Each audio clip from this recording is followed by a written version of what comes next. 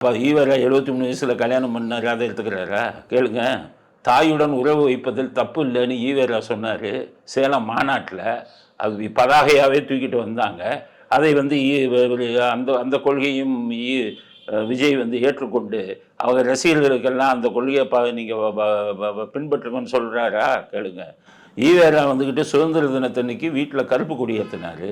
அதே மாதிரி நீங்களும் சுதந்திர தினத்தன்னைக்கு கருப்பு கொடி ஏற்றுங்க. சுதந்திரம் இந்தியாவுக்கு கொடுத்தது தப்புன்னு சொன்னார் அவர். அதே மாதிரி நீங்களும் பேசுங்க. நீங்கள் தான் ஈவேரா அந்த தெய்வ மறுப்பை தவிர மற்றதெல்லாம் செய்ய வேண்டிங்கன்னா மற்ற நான் சொல்கிற விஷயம்லாம் அவர் செஞ்சார். ஈவேரா போகிற இடம்லாம் இடைக்கு வேலை ஏலக்கா வாங்கினார். போகிற இதுக்கெல்லாம் பணம் கொடுத்தா தான் போவார் கூட்டத்துக்கெல்லாம். நீங்களும் வாங்குங்க, ஏலக்கா வாங்குங்க.